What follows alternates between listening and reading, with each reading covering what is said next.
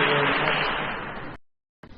Ladies and gentlemen, it is an honor for me to be here at the Italian Institute for International Political Studies, one of the top think tanks in Italy and worldwide.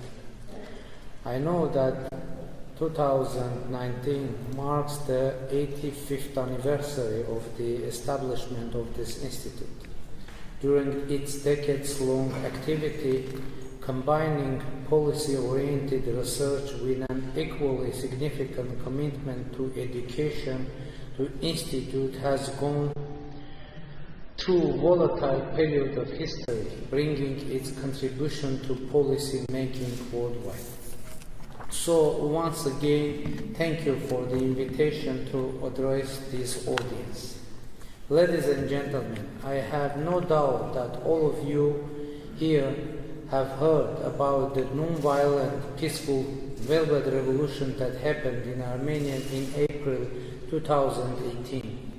This revolution, being inner-driven without an outer support, was the hope of the Armenian people to reject decades-long era of corruption and fraud to establish the rule of law over the rule of power. Having assumed the responsibility to lead marches of protests, I clearly realized that in the history of the Third Armenian statehood, there has never been a time of greater promise and at the same time a potential peril. I clearly realized that I had no right to let all those people down, women and men, the young and the old, who were following me. We started a march of protests walking from Armenia's second largest city, Gyumri, to capital Yerevan. With every step bringing us closer to the capital, the responsibility was rising at twice the speed. And we succeeded. The Armenian people proved that they are strong when they are mobilized and united. With the Velvet Revolution, we managed to return the authority into the hands of the people. The next thing we did was the snap parliamentary election.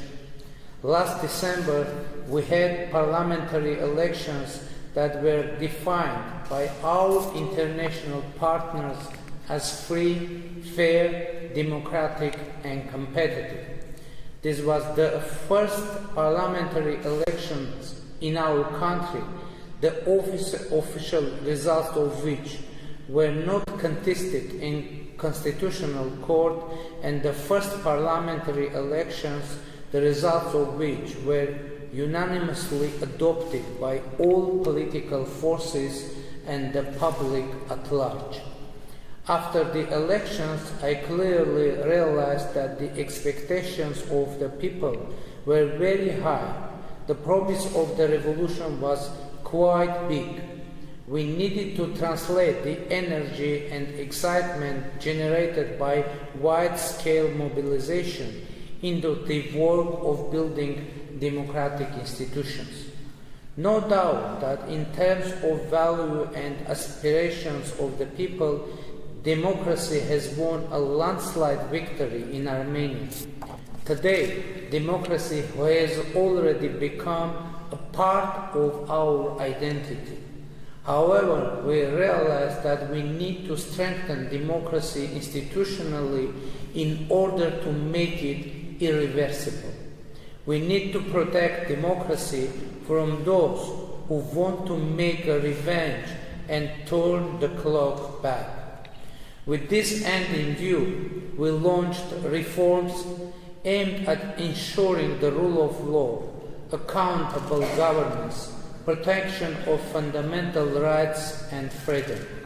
Today, in our reforms, we put emphasis on building our institutions, and the judiciary in this regard is of primary importance. It is well known that without a truly independent judiciary and public trust toward the judicial system, it is not possible to establish a fully functioning democracy and the rule of law, but that trust has to be earned. It has been broken for a long period of time and needs effort to be repaired. With the help of our international partner, we are on the track of earning it back. In this context, I want to emphasize the role of the European Union, which has become Armenia's primary partner in institution building and in implementing our reform agenda. The comprehensive and enhanced partnership agreement between Armenia and the European Union is of a particular importance to the end. It is noteworthy that the CEPA is a reform-generating tool, and the fulfillment of its provisions entails qualitative changes in many areas of our society. Dear friends, Italy is one of the historic bridges bounding Armenia with Europe. Today, it plays an important role in expanding cooperation and strengthening political, economic, and cultural relations between Armenia and the European Union. We value our friendly relations with Italy and intend to make every effort to move them even stronger and more substantive. Close ties between our peoples go deep into the history when Armenia and the Roman Empire were neighbors, as it is depicted in 4 ancient maps on the wall of the Roman Forum. Back in the 1st century BC, Armenia was even declared a friend and ally of the Roman people. The close ties between our ancient peoples are based on shared values and the common Christian traditions, which of course are of the cornerstones of our friendship. For Armenians, it is of a great importance that the holy relics of the first Catholicos of the Armenian Apostolic Church are stored in the churches of San Giorgio Armeno of Naples and Nardo.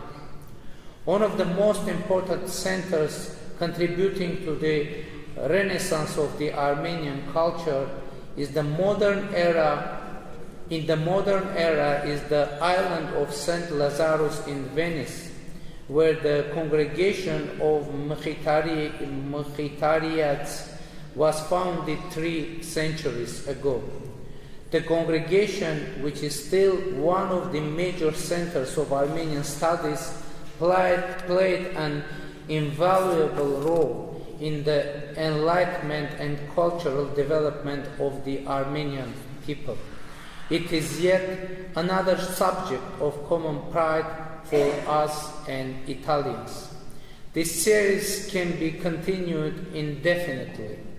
Traditional friendship between our peoples have created strong foundation for the development of cooperation between our countries. Today, we are determined to do everything possible for further deepening our relations. Trade and economic cooperation is an important component of our relations. Italy is Armenia's second largest trade and economic partner among the European countries. In the first 9 months of this year alone, trade between the 2 countries increased by 14%.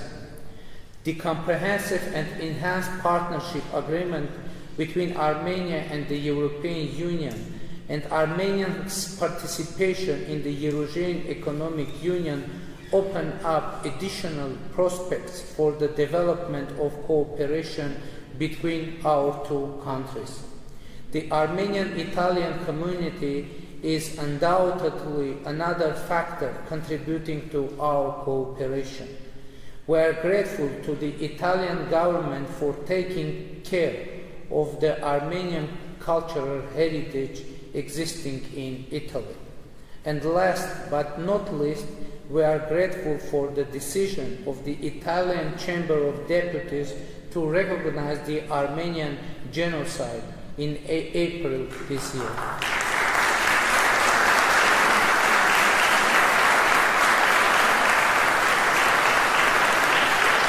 Thank you. Thank you. Ladies and gentlemen, all of you here know that Armenia is located in a volatile region with many security risks and challenges.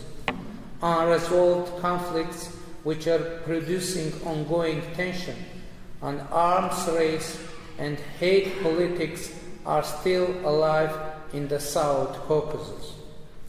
30 years after the fall of the Berlin Wall, 2 out of 4 Armenian borders, those with Turkey and Azerbaijan, have remained sealed for about 3 decades. By refusing to establish diplomatic relations with Armenia and overtly assisting Azerbaijan against Armenia and Nagorno-Karabakh, Turkey remains a serious security threat to Armenia and the Armenian people, who experienced the first genocide of the 20th century in Ottoman Empire and continue to face the fierce denial of truth and justice. Although the 2 other borders with our friends Georgia and Iran are open, however, in terms of economic efficiency, they can be considered only half open. Foreign policy challenges of our 2 neighbors limit the potential for external relations of our economy and undermine the possibilities for a full-scale regional cooperation. But the biggest security challenge for us is the Nagorno-Karabakh conflict. It still remains unresolved, becoming a source of permanent tension and threatening to escalate into another outbreak of hostilities. Anyone interested in Nagorno-Karabakh conflict should know the background of this conflict. This conflict is not a territorial dispute, as some have tried to present it in a simplified way. It is about the right to self-determination, human rights, and the physical security of the people that live there. The roots of the conflict date back to early days of Soviet Union, when an Armenian region with 95% of Armenian population was assigned to Azerbaijan by an arbitrary decision of the Communist Party. This happened as a result of an agreement reached between Bolshevik Russia and Kemalist Turkey in early 1920s. During the Soviet era, conflict was manifested by systematic and violent discrimination against the Armenian population, who formulated their bid for self-determination in 1988, just on the eve of the demise of the Soviet Union. In response to the aspiration of the Armenian of Nagorno-Karabakh, the authority, by the way, lawful aspiration, the authorities of Soviet Azerbaijan undertook severe measures to crack down on this movement with the use of police force. Ethnic cleansing with mass atrocities against Armenians were exercised in many areas of Nagorno-Karabakh and Azerbaijan. Then, as the Soviet Empire was in the process of disintegration, Azerbaijan, like other republics, started its withdrawal from the USSR. In accordance with the Soviet constitution, if a member republic declared its intention to separate from the USSR, the autonomous regions under its jurisdiction were entitled to determine their own status, which included the secession from the Republic. Making use of the Soviet constitution, Nagorno-Karabakh Autonomous Region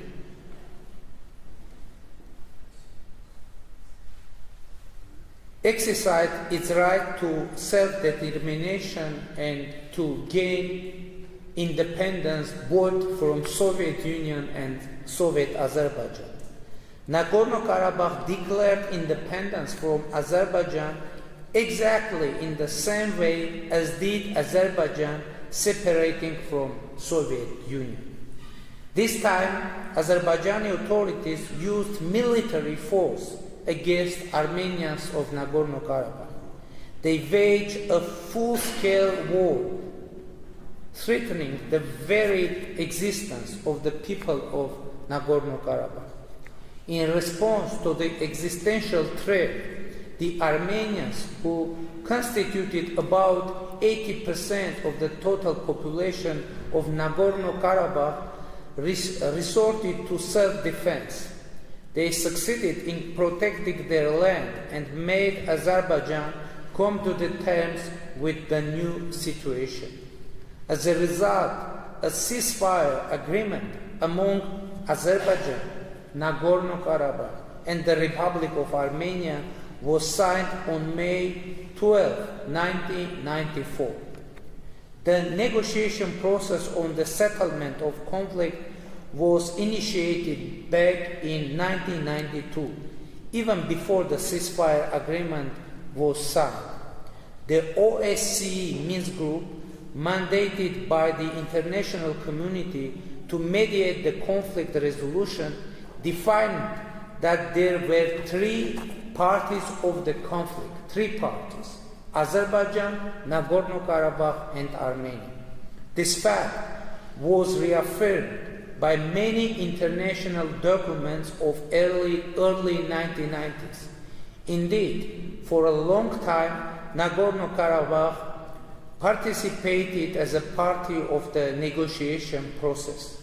In early 1990s, even a number of meetings were held between the leaders of Nagorno-Karabakh and Azerbaijan, as well as the Minister of Defense of Azerbaijan, Nagorno-Karabakh, and the Republic of Armenia.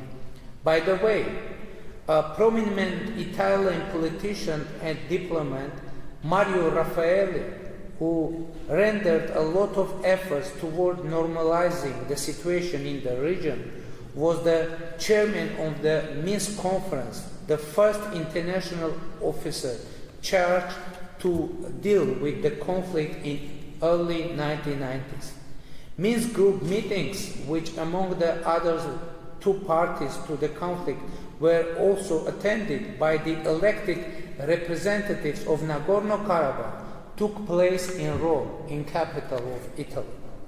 Unfortunately, despite the decades-long efforts of international mediators, the Nagorno-Karabakh conflict still remains unresolved.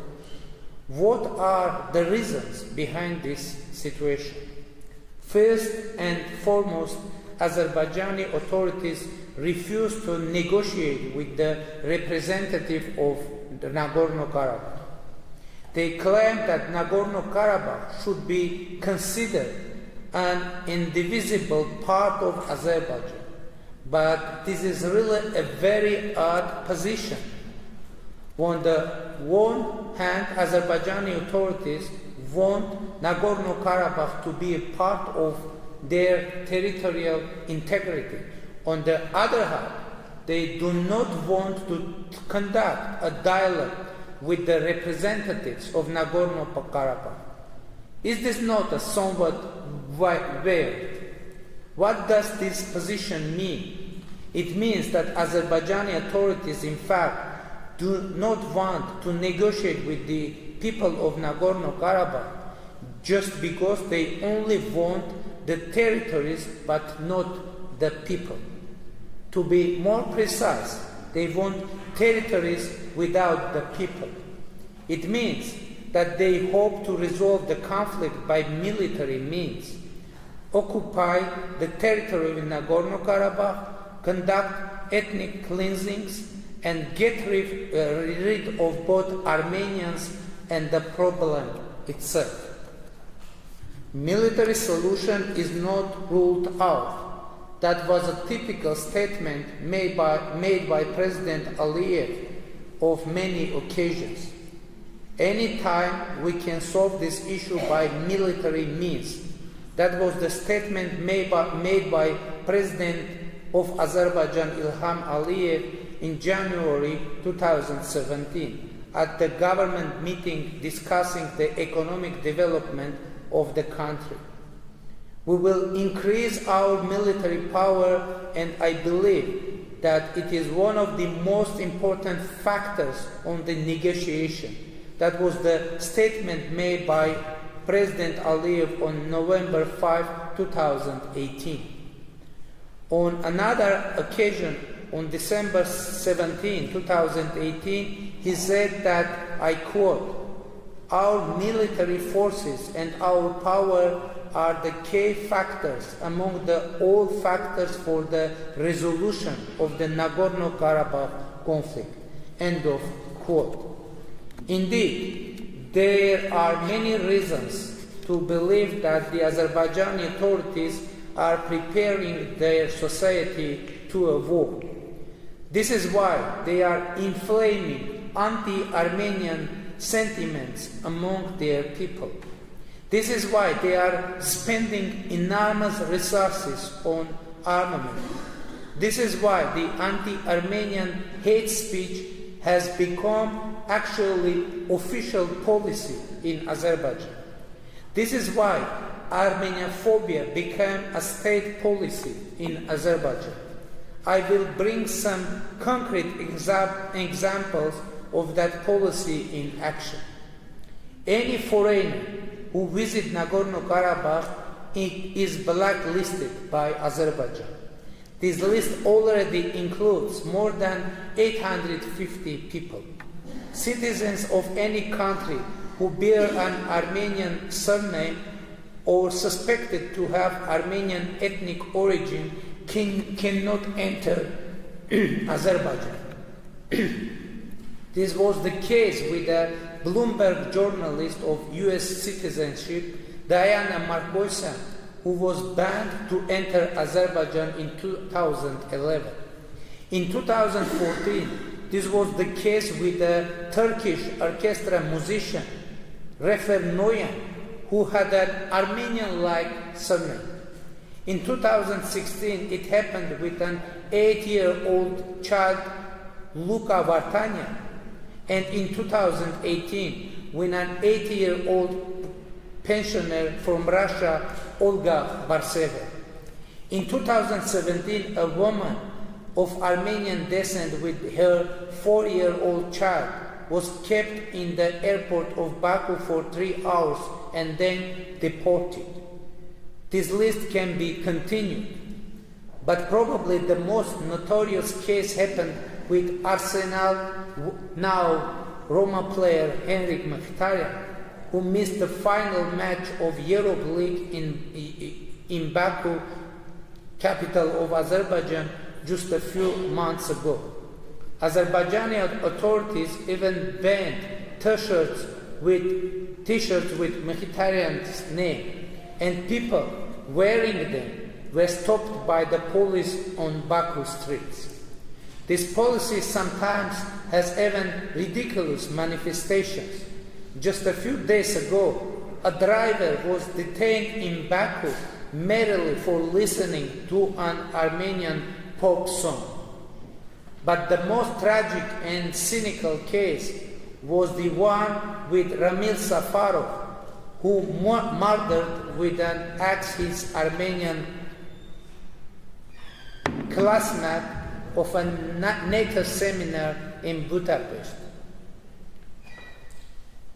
Safarov killed his Armenian classmate when classmate was asleep, and Safarov was sentenced to life imprisonment.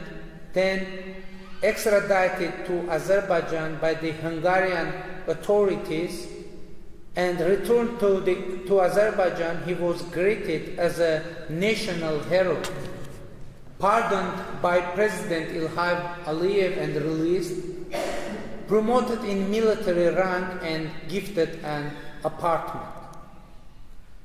Dear friends, notwithstanding all these circumstances, notwithstanding anti-Armenian policy of the Azerbaijani authorities, Armenia is taking concrete steps toward finding a mutually acceptable solution to the conflict.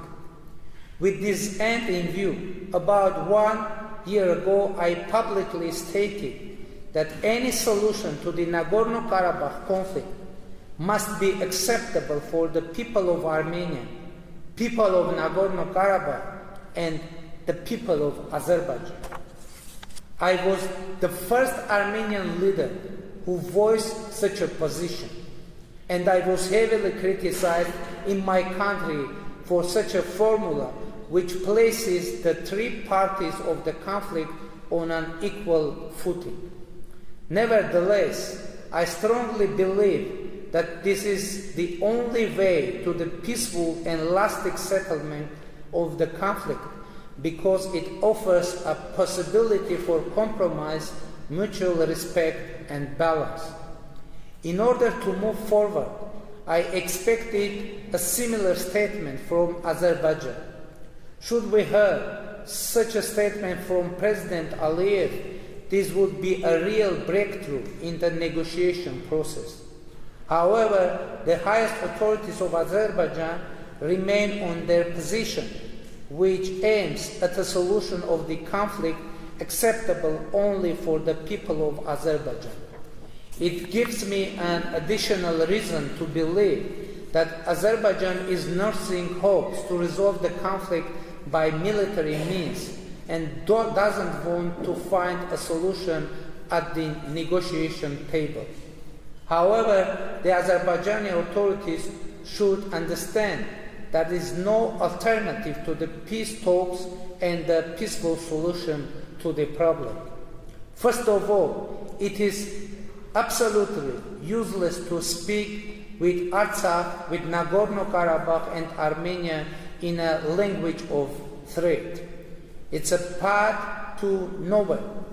Azerbaijan once tried to speak the language of violence force with the people of Nagorno-Karabakh and faced serious consequences despite its huge superiority over Nagorno-Karabakh in terms of both population and the armament.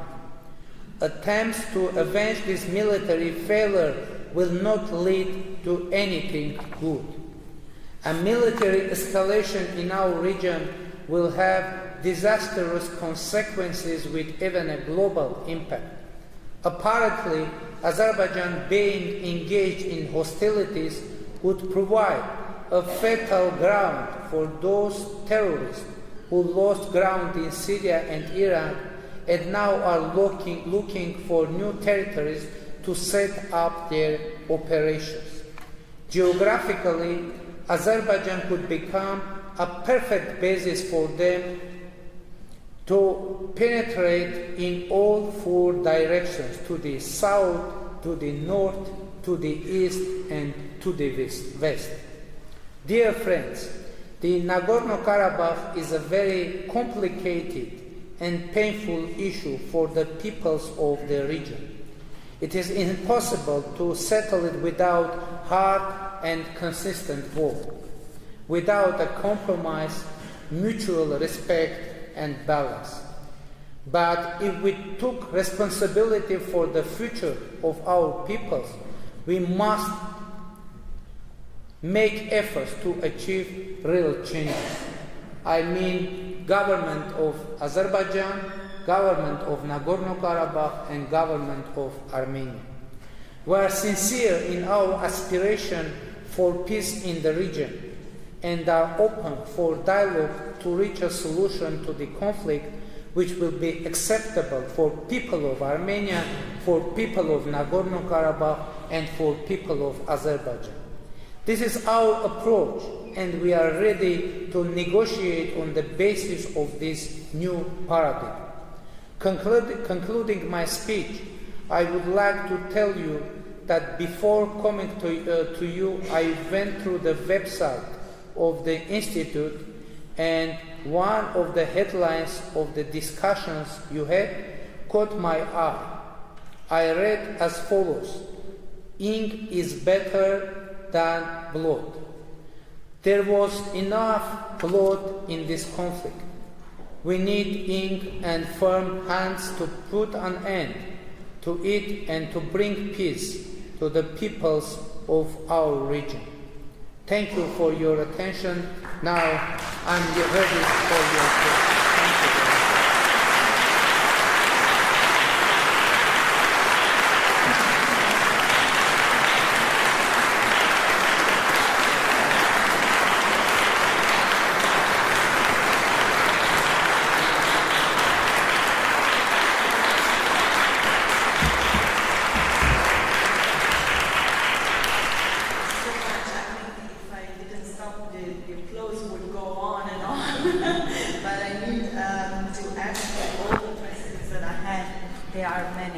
Because there are many issues in your domestic and foreign policy that I would like to tackle. The first question would be a more general question about the internal challenges that Armenia has to face.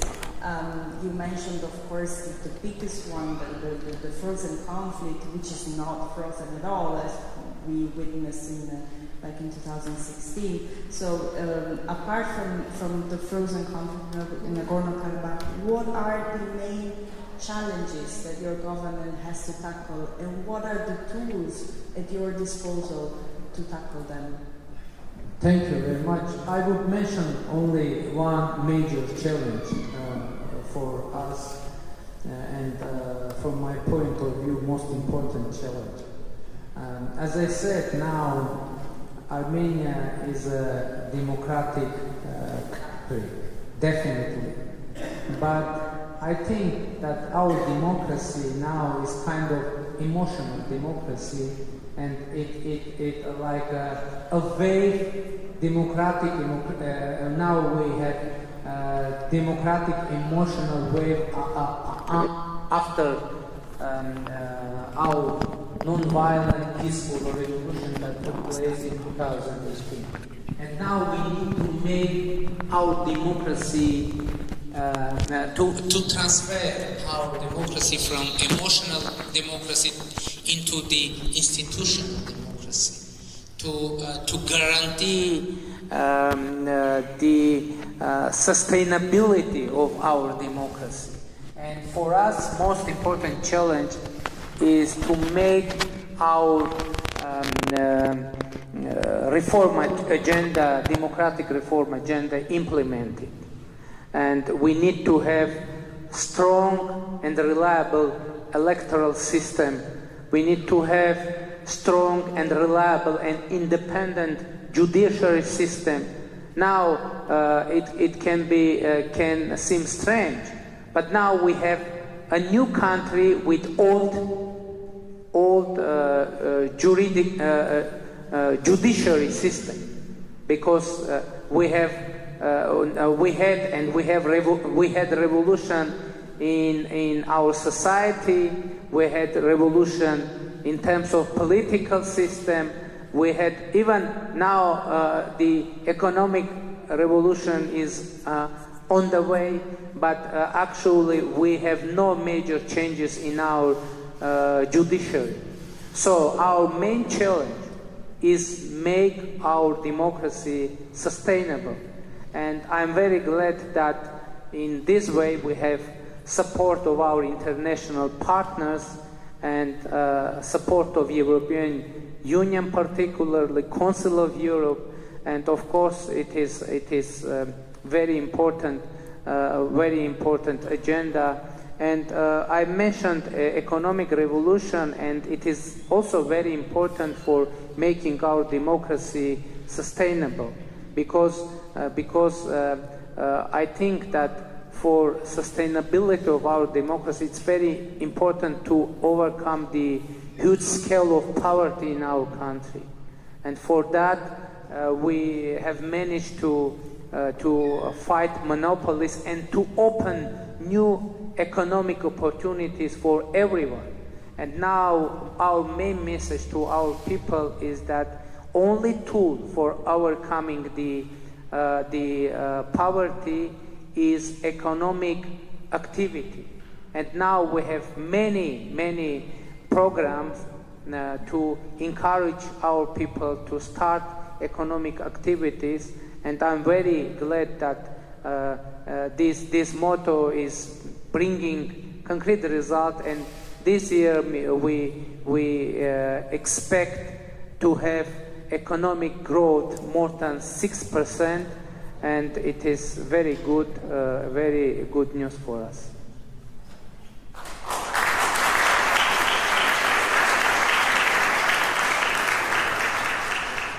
Well, you mentioned the important role that external actors play, and especially the EU, and you mentioned also the SEPA agreement. So I would like to ask you, what are the dimensions that could be improved?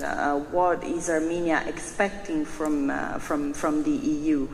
And linked to this, I would like to ask also a question from a follower on Twitter who's asking about Armenian aspirations to join the EU. Do you think that your country, similar to the neighboring Georgia, has also EU aspirations, or how do you see the relations with the EU evolving in the future?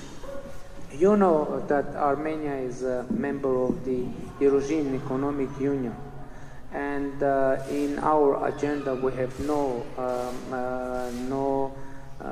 question of joining European Union, because we are in the process of economic integration in the European Economic Union. But in terms of democracy and institution building, and we are cooperating closely with the European Union in the framework of SEPA, which is actually a mutual agenda of making a stronger Armenian democracy in Armenia. And by the way, I would like to stress that democracy for us isn't something that was brought or was imported from anywhere to Armenia, because it is very important to understand,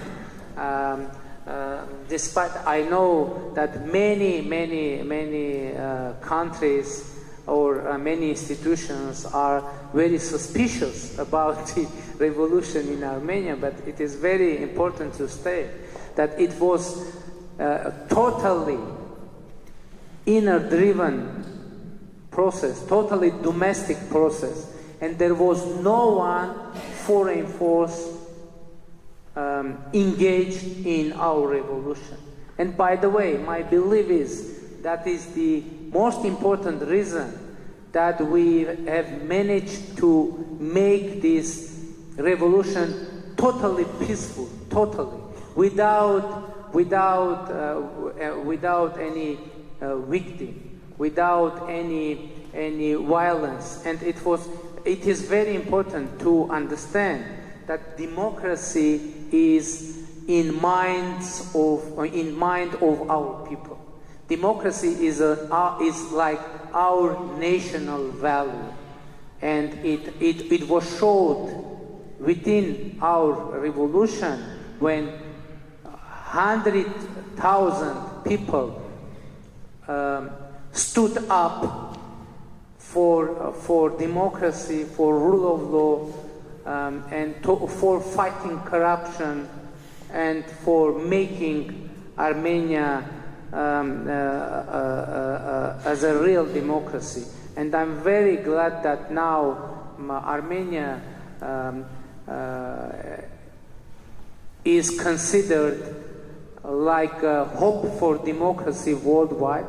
And I would like to assure you that we will address the hopes of international community for making democracy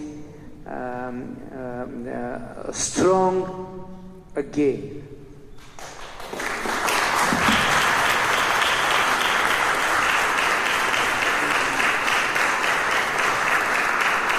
So let's talk about another international player, which is very important, not only in Armenia, the US. And recently, the US's government recognized the Armenian genocide, and that was a decision that, you know, it took over 30 years for the US's government to achieve.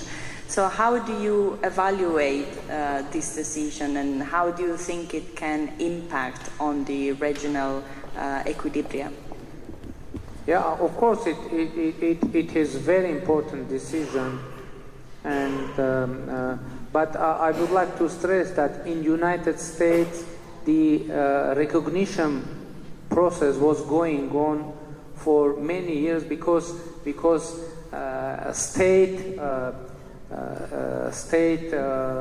senates and houses were recognizing the Armenian genocide, and if I'm not mistaken, all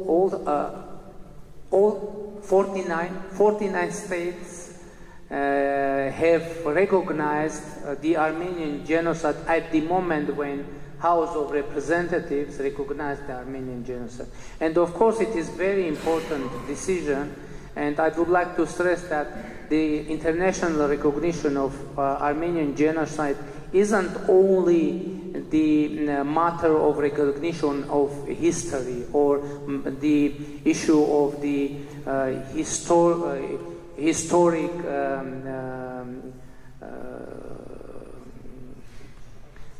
judiciary. Yeah?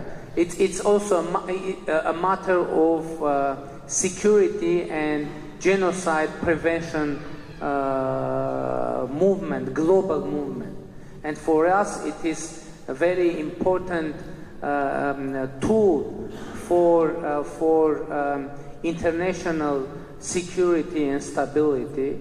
And of course, I hope that this decision of House of Representatives will trigger a new wave of international recognitions worldwide of Armenian genocide, because I think it is very important for prevention of possibly future genocide in our contemporary world. And you can see what's going on in Syria, what's going on in Near East. It is we had there some expression of genocide-like actions against Yazidis. The genocide of Yazidis happened there, and we need to prevent further genocide, and for that very important to recognize the genocide that unfortunately already happened.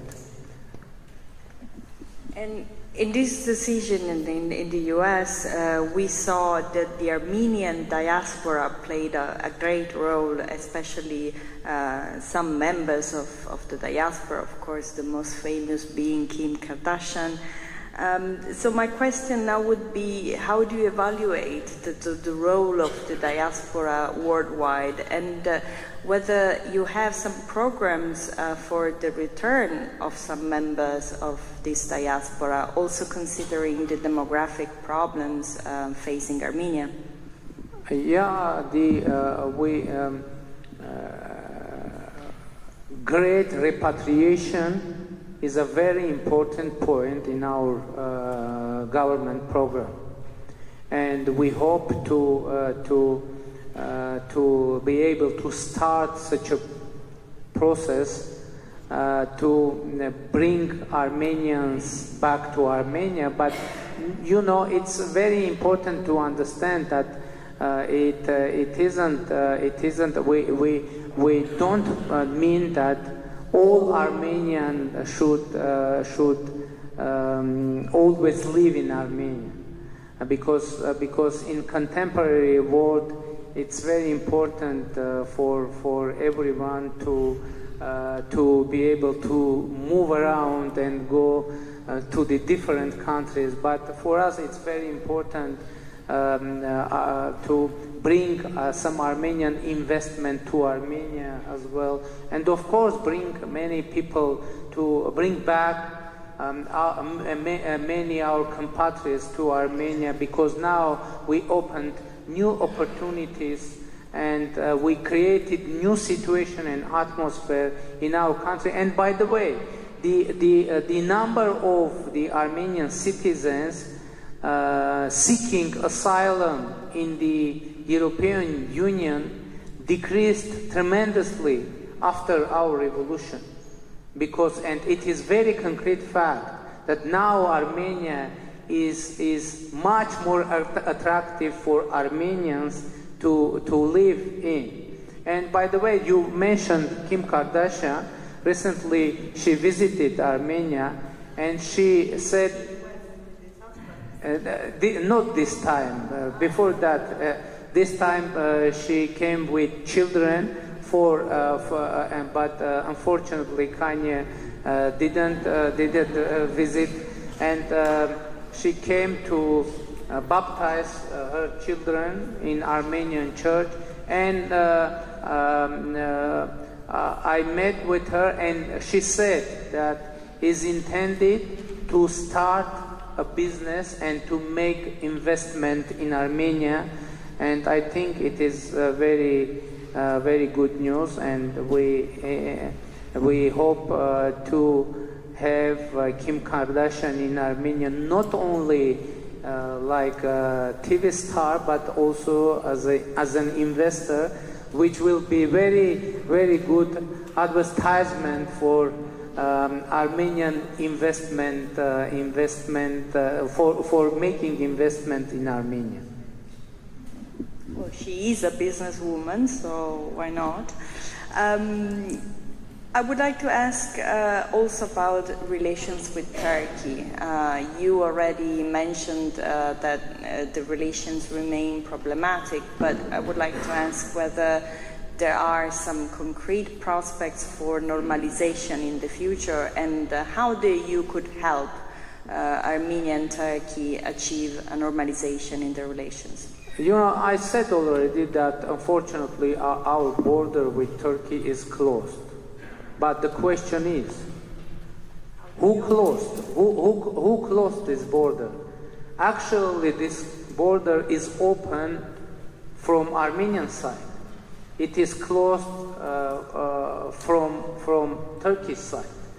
And we have very strange situation, as Armenia announced we are ready to start diplomatic relations with Turkey without any preconditions.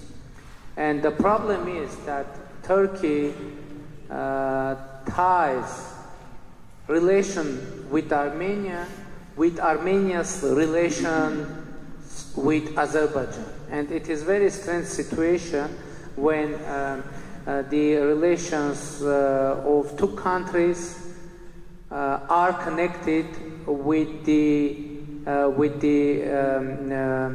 relations of Armenia with the third country. And it is quite strange situation, and as I said, Armenia is ready to start diplomatic relations with Turkey without any preconditions. And if Turkey is ready to start diplomatic relations with Armenia without any preconditions, it can bring concrete changes in our relations. But unfortunately, we have no any information that Turkey is ready to start such a relation, because Turkey has some precondition connected with Nagorno-Karabakh, and it makes the situation more complicated. I would have a lot of questions, but I know that you have to visit La Scala tonight. So I would like to conclude this talk with my last question, which is, of course, about Italy. You mentioned the great historical and cultural ties that unite our countries, despite the results of the Euro 2020 match a few days ago. I hope you still like us. You shouldn't have mentioned that. You have to know that I was rooting for Armenia, I swear. So I would like to ask about the relations between the two countries. What are the dimensions that could be strengthened? What could Italy do in particular for Armenia? Invest in Armenia, first of all. And recently I'm very glad that during last month we have 2 Italian companies and in Armenia started activities in Armenia, one in textile, another in ceramics, and it is very important move, and we hope to attract some investment from Italy to Armenia, because it is very, I've mentioned about the European Union, because due to some troubles, economic troubles, sanctions, etc. with Russia, and Italian business could invest in Armenia to have easy access to the Russian market, to the market of European Economic Union, and of course, we hope to have more economic ties with Italy. But I should mention once again that Italy is the second biggest trade partner for Armenia in European Union. But we hope, and this year, only this year, we have 14% of growth in bilateral trade. But we hope Italy to become first trade partner, economic partner in European Union, but not in expense of other partners, but in the process of growing our economic ties and relations. And one more time, I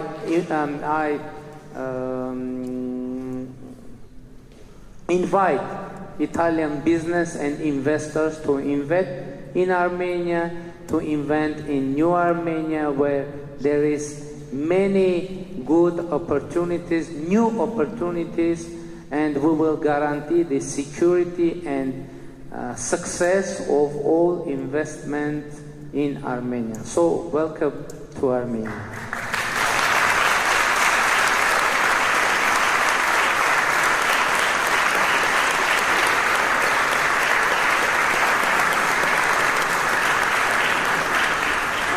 I can personally say, apart from safety of investments, also great food and very warm people are guaranteed in Armenia. And on this, I didn't want to mention food and wine, Armenian food and wine in Italy, to be diplomatic, you know. But I'm very glad you mentioned that. I am a testimony. You have great cognac and great food and great people above all. And on this note, I thank you once again for being our guest. And it was a real honor for us to have you here. And wish you all the best for these new Armenia's undertakings. And of course, enjoy La Scala tonight. Thank you very much. Thank you.